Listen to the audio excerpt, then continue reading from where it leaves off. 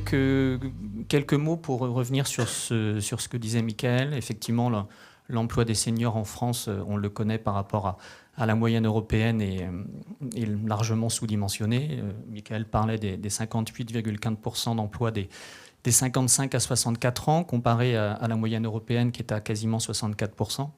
Mais c'est particulièrement sur les 60-64 ans que la France est à la traîne, avec un taux d'emploi de 38,9%, soit 12 points de moins que la moyenne européenne. Il n'y a pas de droit de la fin de carrière. C'est un domaine qui est constamment en évolution. On le voit encore avec le conclave et avec ce qu'il en sortira. Pour la petite histoire, au JO du 21 février 2025, c'est pas moins de 6 textes qui ont été publiés avec des incidences sur les droits en matière de retraite. Donc on a la loi, on a les accords d'entreprise, on a les accords de groupe, on a les accords nationaux interprofessionnels qui réglementent, qui innovent, qui organisent l'emploi et le maintien dans l'emploi des seniors. Ces accords sont parfois spécifiques, propres à l'emploi des seniors. Ça peut parfois être de simples mesures qu'on va retrouver dans un accord de GEPP ou un accord de rupture collective conventionnelle.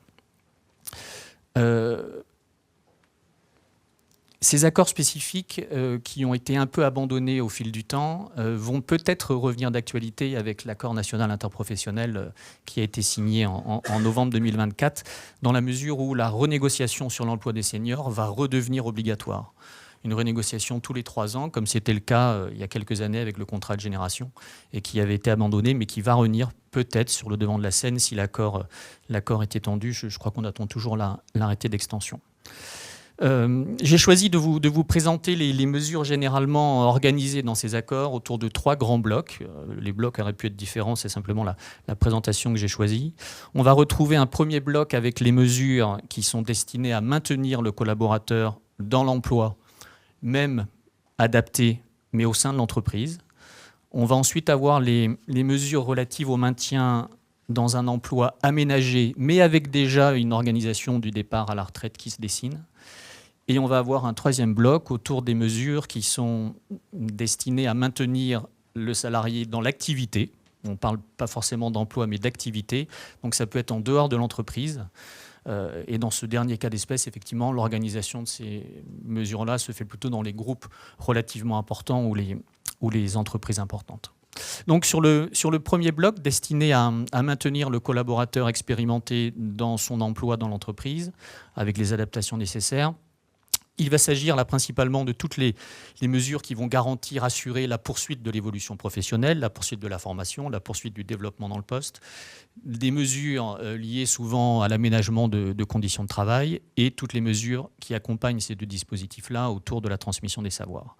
Donc sur les mesures destinées à poursuivre l'évolution de carrière, on va retrouver tout ce qui concerne la généralisation des bilans de compétences, des droits à la formation, des droits prioritaires à certaines formations, des formations dédiées, des actions de sensibilisation aux nouvelles technologies, à la cybersécurité, toutes les formations intergénérationnelles qui sont des choses qu'on va retrouver quasiment systématiquement. On va retrouver aussi à côté de ces mesures tout ce qui va concerner collectivement l'organisation, l'étude de l'évolution de l'emploi des seniors dans l'entreprise. L'accord Schneider récemment signé en est une jolie illustration.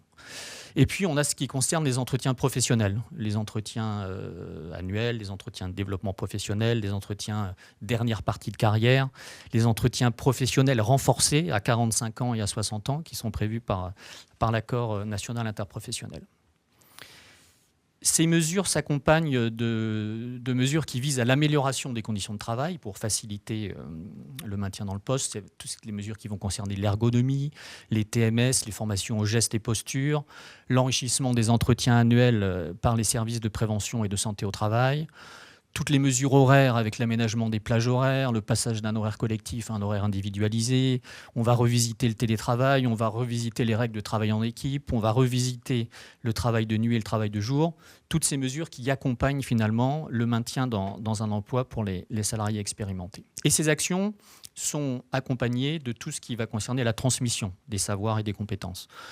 Donc le tutorat est quasiment généralement prévu. Et après, il y a tout ce qui est en ING, le mentoring, le reverse mentoring, le co-mentoring, les journées de shadowing qui permettent de suivre un expert pendant ses journées de travail.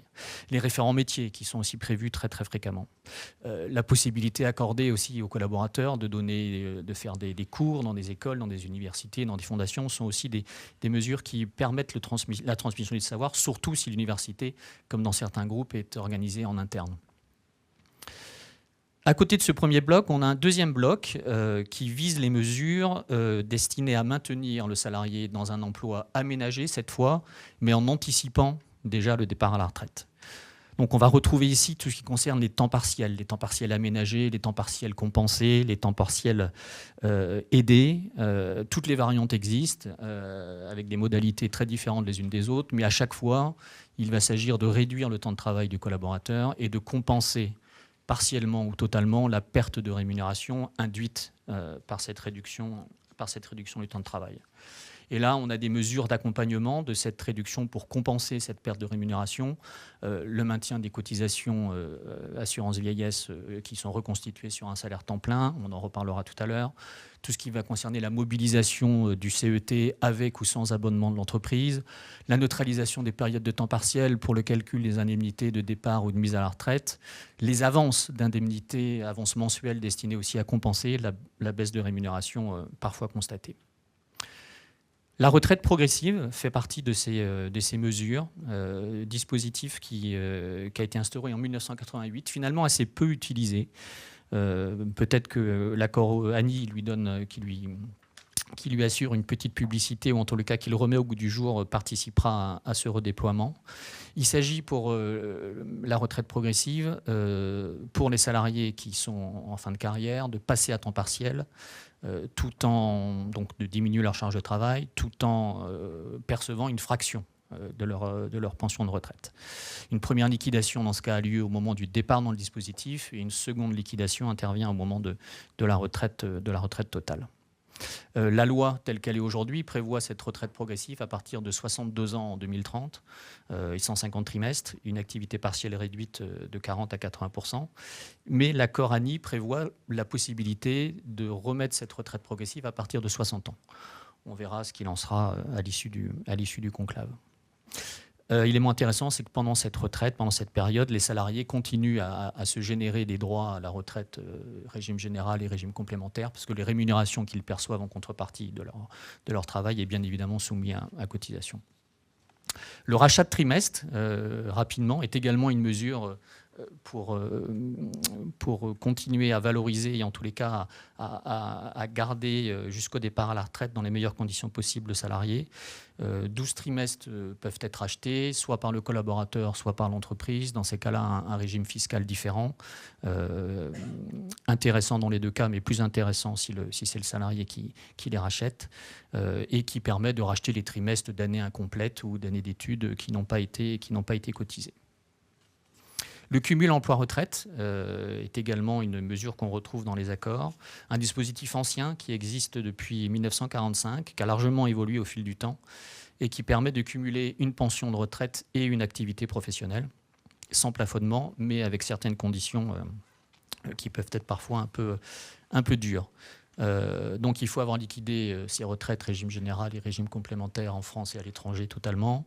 Il faut avoir atteint l'âge légal du départ à la retraite. Le cumul peut être intégral ou plafonné en fonction des conditions. Et réforme de 2023 intéressante qui a ouvert la possibilité de se constituer de nouveaux droits, ce qui n'était pas le cas auparavant. Et ces nouveaux droits sont possibles lorsqu'on reprend une activité chez un autre employeur que le précédent immédiatement. Et il faut 6 mois de latence pour commencer à se constituer des droits si on retourne travailler chez son précédent employeur. Le dernier bloc, enfin, qui concerne toutes les mesures destinées à assurer le maintien dans l'activité, et non plus dans l'emploi dans l'entreprise, mais dans l'activité, avec un retour ou pas au sein de l'entreprise. Donc il s'agit ici d'accepter et de permettre aux entreprises et aux salariés volontaires une expérience à l'extérieur de l'entreprise, une période d'oxygénation, de rafraîchissement, de respiration, à l'extérieur du cadre habituel de travail pour une durée variable, pour ensuite accueillir le salarié ou pas. On va retrouver dans toutes ces mesures-là tout ce qui concerne, et notamment encore pour les grands groupes, toutes les organisations collectives, les constitutions d'équipes internes de managers de transition ou d'experts qu'on va pouvoir, en fonction des sujets, placer dans telle ou telle filiale. On va retrouver tous les congés spéciaux de solidarité, les congés solidaires, les congés pour engagement bénévole. Le congé de transition professionnelle qui remplace le CIF fait aussi partie de ces mesures qu'il est possible d'adapter dans ces accords, qui permet aux salariés de s'absenter pendant une durée assez longue, soit dans le temps de travail, soit en dehors du temps de travail, avec la possibilité d'une prise en charge par l'association de transition professionnelle. Et donc le salarié bénéficie d'un congé assez long, un congé spécifique pour changer de métier, changer de profession. La mobilité externe sécurisée de l'article L 1222-12 du Code du travail, qui permet pour les entreprises de plus de 300 salariés eh bien, de suspendre le contrat de travail de ses collaborateurs volontaires, bien évidemment, sans rémunération, a priori. Cette période de mobilité externe est organisée par avenant, un avenant très précis qui doit contenir la durée de cette mobilité, la date d'effet, la date de fin, les conditions dans lesquelles le salarié revient, les délais de prévenance, les conditions dans lesquelles il peut revenir de manière anticipée. Élément important à noter, c'est qu'au bout de 2 refus d'une demande de mobilité externe, le salarié peut utiliser son compte perso formation. Et l'utilisation est de droit. Donc si le salarié revient dans l'entreprise, eh ben, il retrouve son salaire, il retrouve un emploi équivalent, il retrouve sa classification. En revanche, s'il décide de ne pas revenir, ça s'analyse en une démission. Le mécénat de compétences est un autre dispositif qu'on va retrouver dans ce 3e grand bloc. Au départ, un dispositif fiscal incitatif pour inciter les entreprises à s'impliquer dans des causes d'intérêt général en mettant à disposition des collaborateurs dans des organismes locaux ou pas, permettre la mise à disposition de salariés pour réaliser certaines activités. Donc cette disposition est assimilé à un don, d'où le régime fiscal attractif, mais finalement assez compliqué à mettre en œuvre parce que des conditions relativement drastiques, tant sur les entreprises utilisatrices, puisqu'il faut être une petite entreprise, moins de 250 salariés, et l'entreprise prêteuse ou donneuse, elle, doit faire plus de 5000 salariés. Et ce mécénat est limité à 2 années. Ce mécénat a été ouvert dans la fonction publique depuis 2022, à titre expérimental, et le temps prévu est entre 18 mois et 3 ans. Le congé de respiration ou de priorité personnelle, autre outil dans ce 3e bloc, un congé conventionnel, vous en avez entendu parler parce qu'on en a beaucoup parlé au moment où Orange l'a mis en place. Pas forcément d'objectifs propres, mais permettre des formations, des expériences en dehors de l'entreprise. Même si, encore une fois, certains accords peuvent être beaucoup plus contraignants. Le maintien de la rémunération est généralement prévu, un maintien total ou partiel, et des conditions d'ancienneté sont quasiment systématiquement prévues dans les différents accords. Donc on s'aperçoit, malgré la diversité de ces dispositifs, que finalement peu d'entre eux permettent une véritable expérience durable et sécurisée à l'extérieur de l'entreprise. Alors non seulement, et on le comprend bien, les salariés sont peu enclins à accepter des périodes de mobilité à l'extérieur de l'entreprise, surtout dans une période destinée en fin de carrière et destinée à les remobiliser. La peur de ne pas retrouver son emploi est tout à fait légitime. Donc réticence des salariés, réticence des entreprises, parce qu'il est très facile de requalifier ces différentes actions en plans sociaux déguisés, en externalisation masquée. Donc on peut imaginer aussi les problématiques à développer ce genre d'outils. Pourtant, dans un rapport maintenant ancien, hein, le rapport Rouillot de 2007 sur anticiper et concerter les mutations, ce rapport faisait état de plusieurs expériences passées, des expériences locales, expériences territoriales dans différents bassins d'emploi. Il y avait le bassin de Bressuire, il y avait à côté de Saint-Nazaire, il y avait aussi dans le sud, dans la région PACA, et il y avait aussi dans la région de l'Isère, où dans des périodes de difficultés économiques, certaines entreprises du bassin donné se réunissaient, partageaient entre elles quels étaient les métiers fragilisés, quels étaient les métiers sur lesquels les recrutements allaient être nécessaires, qui pouvaient en bénéficier, Et comment s'organisait la connaissance de ces métiers par des bourses d'emploi, des bourses de l'emploi locales. Comment s'organisaient juridiquement les mobilités par des mutations non tripartites, des mutations concertées. Donc tout ça, tous ces projets ont été largement soutenus à l'époque par les autorités locales de l'emploi, ce qu'étaient les directs auparavant ou les DRETS, les maisons de l'emploi. Et finalement, toute cette ingénierie déployée en cas de difficulté économique et en cas de difficulté de reclassement sur un bassin d'emploi pourrait être largement redynamisée à l'occasion du travail sur la valorisation de la dernière partie de carrière de nos salariés expérimentés. Et donc le congé de transition professionnelle s'inscrit un peu dans ce cadre-là, le congé de transition professionnelle senior, qui pourrait combler une part de ce vide. Donc un congé qu'on a imaginé autour d'1 an mais renouvelable, qui permettrait aux salariés volontaires mais de plus de 55 ans et aux entreprises volontaires couvertes par un accord soit de branche, soit de groupe, soit un accord d'entreprise, de prévoir et de proposer à ces salariés des expériences sécurisées au sein d'autres entreprises locales, au sein d'universités, au sein d'écoles, ou même pour permettre des formations, sans rupture de contrat de travail à l'origine, à la différence du congé mobilité. Dans le congé mobilité, on l'a vu, ouvert déjà aux entreprises de plus de 300 salariés, on rentre dans le dispositif en acceptant le terme de son contrat à l'issue du congé. Nous, ce qu'on propose, c'est on rentre dans un dispositif, le terme du contrat n'est pas prévu. Et donc pendant ces mois de transition, le salarié mettrait en pause son activité, son emploi précédent, pour une nouvelle expérience professionnelle, acquérir de nouvelles compétences, de nouvelles expériences, un autre métier, un autre bassin, un autre secteur d'activité. Une espèce de synthèse du congé mobilité dont on a parlé, du congé conventionnel de respiration et du congé de transition professionnelle de la fonction publique d'État, qui permet des formations pendant 3 ans pour exercer un nouveau métier en cas de suppression d'emploi ou en cas de réorganisation. Donc ce congé de transition professionnelle senior, associé au dispositif mis en place par les partenaires sociaux et l'État en 2021, le dispositif Transco, offrirait un ensemble de solutions adaptées sur un même bassin d'emploi, sur un même territoire. Un fonctionnement en plus avec les branches professionnelles, avec les acteurs locaux de l'emploi, avec l'Union des entreprises, avec les maisons de l'emploi quand elles existent, avec les associations concernées, et je pense notamment à Transition Pro, ce dispositif pourrait en être renforcé.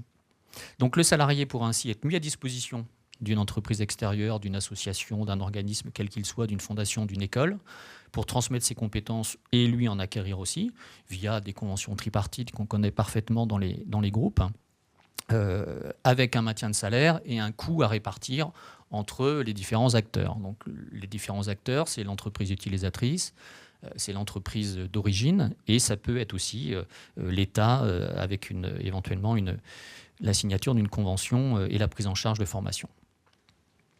Donc à l'arrivée du congé, le salarié reprend son emploi, comme c'est souvent le cas en matière de congé respiration. Donc il retrouve son emploi ou un emploi équivalent, rémunération, classification, quelque chose d'assez classique finalement.